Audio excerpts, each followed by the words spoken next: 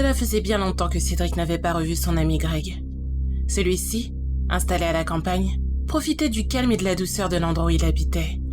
Cédric, grand fan de paranormal, se préparait pour un nouveau week-end. C'était sa passion.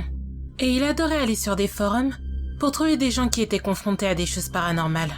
Ensuite, il partait les aider du mieux qu'il pouvait. Car bien sûr, vu son âge, il n'était pas un spécialiste. Mais bien sûr, il y mettait vraiment beaucoup de volonté. Et même s'il n'avait pas encore eu affaire à quelque chose de vraiment paranormal, il espérait vraiment que ça n'allait pas tarder. Ça allait être la première fois qu'il essayait de résoudre un problème de quelqu'un qu'il connaissait. Alors bien sûr, il était très anxieux. Mais ça ne l'empêchait pas d'avoir particulièrement hâte de résoudre cette affaire. C'était étrange, et c'est tout ce qu'il adorait. Devant son PC, il hésita à envoyer le message qu'il venait de rédiger. Cher Greg, je suis très content que tu aies accepté de m'accueillir chez toi. Depuis le primaire. Ça remonte. Mais c'est l'occasion de voir tout ce qu'on a vécu depuis ce temps. Je suis curieux d'en savoir plus sur toi. En tout cas, je n'hésiterai pas à t'aider au sujet de cet épouvantail, pour te remercier. C'est pour nous deux une excellente opportunité. Toi, tu te débarrasses de ce que tu penses être un mauvais esprit. Et moi, je nourris mon projet et ma passion. Vivement demain. Cédric.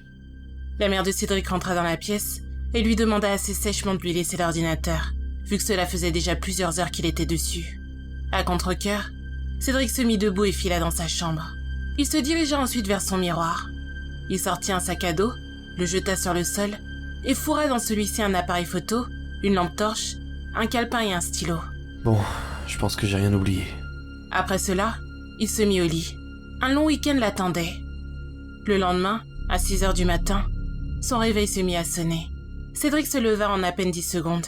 Il mit son pantalon, son t-shirt, ses chaussettes et fila en direction du hall de la maison. Sans même prendre un petit déjeuner, il mit ses chaussures et partit de chez lui. Après un trajet de 2 heures en bus, il continua le trajet à pied. L'endroit était assez isolé. Les bus n'y passaient pas malheureusement. Ce fut assez long, presque 1 heure de marche, mais il arriva finalement à bon port. Une ancienne ferme se présentait à lui. Face à la porte, il toqua 3 fois. Pour une raison qu'il ignorait, Cédric se mit à stresser. Était-ce le fait de revoir un vieux camarade de classe, ou est-ce que c'était la fatigue due au trajet? Il ne savait pas, mais ça lui importait peu pour le moment. La porte s'ouvrit, et c'est un garçon aux cheveux frisés et un peu gros qui se présenta à Cédric. Cédric, comment tu vas? Greg. Il lui serra la main. Greg avait une montre rouge qui n'allait pas du tout avec le reste de ses habits. Je suis très content que tu m'aies invité à venir voir ton épouvantail. En fait, il n'est pas vraiment à moi. Mais entre, je vais t'expliquer. En entrant chez Greg, Cédric ne put s'empêcher de voir à quel point la maison était propre. Et il s'est dit que son père ou sa mère devait être très pointilleux et maniaque. Aucune saleté au sol, ni même la moindre toile d'araignée dans les coins les plus en hauteur. Installe-toi ici. Tu veux boire quelque chose, Cédric? Ouais, juste un verre d'eau, ça ira. Greg revint de la cuisine, posa le verre sur la table et s'installa en face de Cédric. Alors mec, je vais tout t'expliquer. Le visage de Greg était crispé, comme s'il se préparait à annoncer une nouvelle horrible. L'épouvantail est dans le jardin de mes anciens voisins. En fait, je ne les ai même jamais connus. Mais rassure-toi, la maison n'est plus occupée depuis presque 5 ans maintenant. Donc aucun risque si on y va en plein jour. Oui, mais ça n'a pas d'intérêt. J'ai l'impression que l'épouvantail ne bouge que durant la nuit. Hein? Il bouge? Carrément. Bah oui. Dans l'annonce, j'ai noté que j'avais l'impression qu'il bougeait. Ah oui, mais bon, c'est pas de la certitude, si t'as l'impression qu'il bouge. Puis de toute façon, j'ai pas fait attention à ça dans le message. J'étais surtout étonné de reconnaître ta maison dans la photo. C'est surtout le fait de retrouver une vieille connaissance sur un forum aussi fréquenté. Ça m'a un peu bouleversé, je dois dire. C'est vrai que c'est une drôle de coïncidence. Mais c'est sympa. Suis-moi. Je vais quand même te montrer à quoi il ressemble, avant qu'on y aille ce soir. Une fois arrivé à l'extérieur, Greg accéléra le pas en direction de la maison d'à côté. Une vieille maison grisée dont les vitres étaient presque toutes cassées. Cédric, marchant derrière Greg, vit à quel point une pelouse mal entretenue pouvait être un véritable fléau. Il y avait sous leurs pieds un champ de gazon qui leur montait jusqu'aux genoux.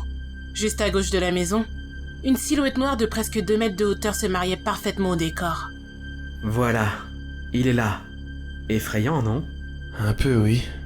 Bien attaché à sa croix en bois, l'épouvantail avait des airs de la grande faucheuse. Un voile sombre avec 2 trous en guise de visage, une veste brune sale et trouée de toutes parts, et un pantalon noir bien trop grand pour lui. Il avait aussi des gants en cuir de la même couleur que la veste. Et donc tu disais qu'il bougeait la nuit, c'est ça? Oui, je l'ai vu bouger ce samedi soir. Et comment t'en es arrivé à croire qu'il ne bouge que la nuit? Car je l'observe très souvent. Et samedi soir, il n'était plus sur sa croix. Ah, mais peut-être que quelqu'un l'a déplacé, non? Impossible. L'endroit n'est pas très fréquenté. Voire pas du tout.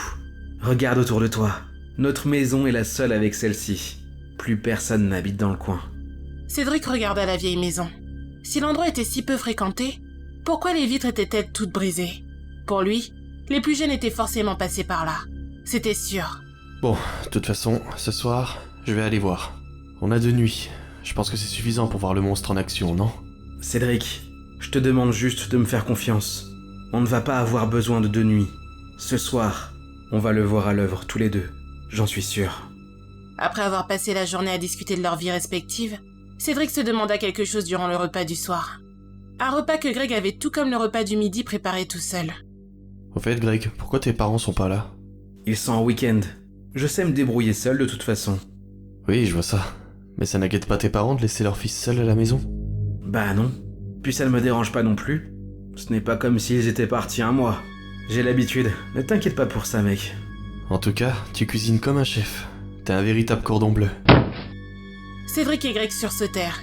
Greg se glissa presque immédiatement vers la fenêtre la plus proche. Regarde, Cédric. Regarde par la fenêtre. Cédric suivit Greg et fixa avec lui au travers de la fenêtre. Celle-ci avait une vue quasi parfaite sur la maison d'à côté. Il vit les hautes herbes, la vieille bâtisse et la croix de l'épouvantail. Mais seulement la croix. Allons voir, Greg. Je suis certain que c'est des jeunes. Et c'est sûrement eux qui ont balancé un truc sur la vitre. Ils franchirent le seuil de la porte et virent ensemble la croix au loin, toujours vide. Après avoir trottiné quelques mètres, ils arrivèrent au pied de celle-ci. Bon, ils doivent être dans le coin. Je vais faire le tour. Toi, regarde autour de la croix.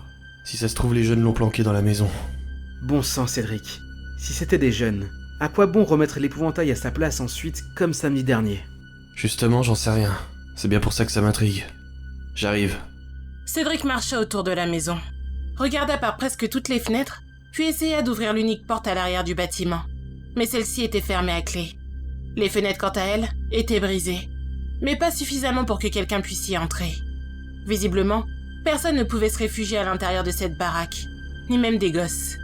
Il continua à faire le tour, tout en fixant par chacune des autres fenêtres qui se présentaient à lui, mais rien d'autre n'éveilla sa curiosité.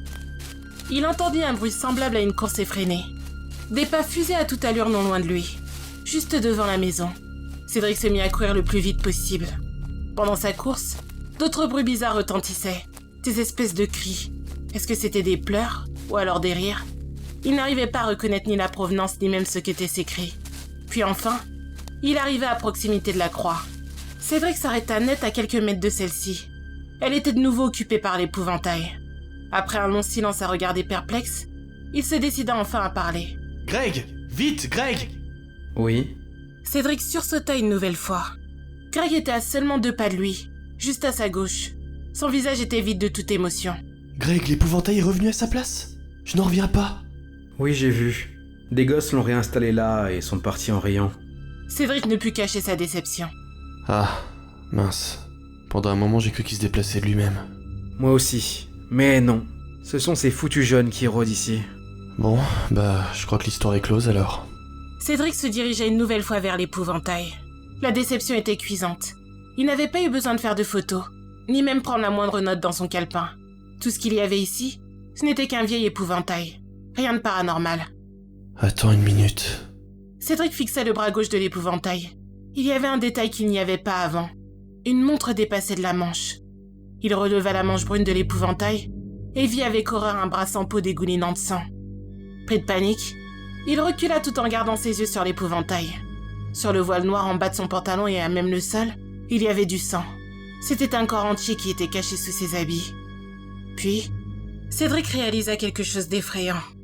La montre de l'épouvantail était rouge, et elle ressemblait exactement à celle que Greg portait. Et alors qu'il comprenait enfin ce qui s'était passé, une main froide vint se poser sur son épaule. Et cette main, c'était la main de la chose qui portait désormais la peau de son ami.